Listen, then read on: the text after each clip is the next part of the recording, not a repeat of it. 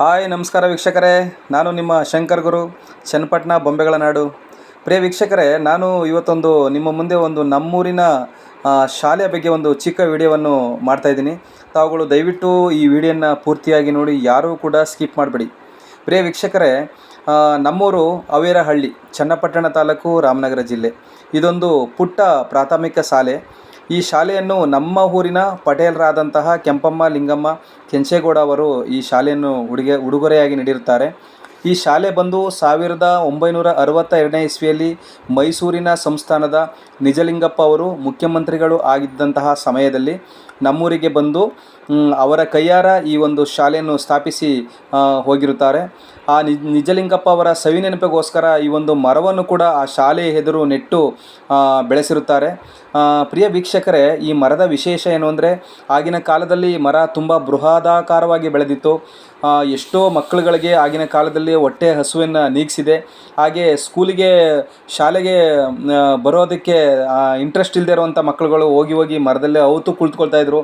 ಅವರ ತಂದೆ ತಾಯಿಗಳು ಮರದಿಂದ ಕೆಳಗಡೆ ಅವ್ರನ್ನ ಇಳಿಸಿ ಶಾಲೆಗೆ ತಗೊಂಡೋಗಿ ಬಿಡ್ತಾಯಿದ್ರು.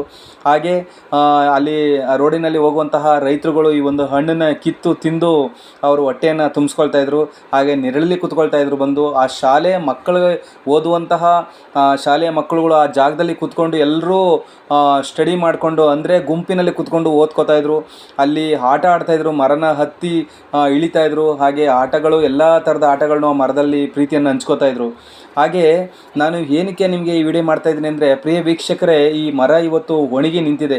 ಈ ಮರ ಒಣಗಿ ಸುಮಾರು ಒಂದು 5 ವರ್ಷ ಆಗಿರ್ಬೋದು. ಈ ಮರ ಇನ್ನೂ ಕೂಡ ಬಿದ್ದಿಲ್ಲ. ಯಾಕೆಂದರೆ ಆ ಮರ ತುಂಬ ಗಟ್ಟಿಯಾಗಿ ಇದೆ. ಆ ಶಾಲೆಯ ಒಬ್ಬ ಇವರು ಹೇಳಿದ್ರು, ಓನರು, ಈ ಮರನ ಯಾರೂ ಕೂಡ ಕಡಿಬೇಡಿ, ಯಾಕೆಂದರೆ ಇದು ನಿಜಲಿಂಗಪ್ಪ ಅವರ ಸವಿನೆನಪಿಗೋಸ್ಕರ ಈ ಮರವನ್ನು ನೆಟ್ಟಿರ್ತಾರೆ.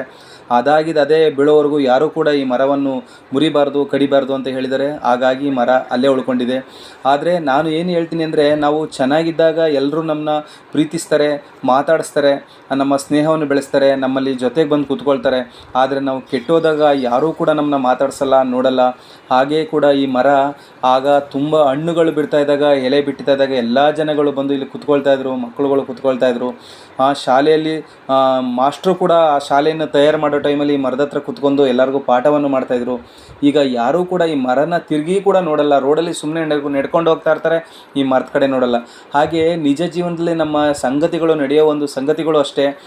ನಾವು ಚೆನ್ನಾಗಿದ್ದಾಗ ಮಾತ್ರ ನಮ್ಮನ್ನು ಜನ ಇಷ್ಟಪಡ್ತಾರೆ, ಪ್ರೀತಿಸ್ತಾರೆ ಹೊರತು ನಾವು ಕೆಟ್ಟಾಗ ಯಾರೂ ಕೂಡ ನಮ್ಮನ್ನು ನೋಡಲ್ಲ, ನಮ್ಮನ್ನು ಮಾತಾಡ್ಸಲ್ಲ, ನಮ್ಮ ಕಷ್ಟ ಸುಖಗಳನ್ನ ವಿಚಾರಿಸಲ್ಲ, ನಮ್ಮನ್ನು ಮೇಲಕ್ಕೆ ಎತ್ತಲ್ಲ ಅಲ್ವಾ ಗೆಳೆಯರೆ? ನಿಜ, ಹೌದು. ಅದಕ್ಕೋಸ್ಕರ ನಾನು ಈ ಒಂದು ವಿಡಿಯೋ ಮಾಡಿದೆ. ದಯವಿಟ್ಟು ಈ ವಿಡಿಯೋ ನಿಮಗೆ ಇಷ್ಟ ಆದರೆ ಲೈಕ್ ಮಾಡಿ ಮತ್ತು ಶೇರ್ ಮಾಡಿ. ನಮಸ್ಕಾರ ಪ್ರಿಯ ವೀಕ್ಷಕರೇ.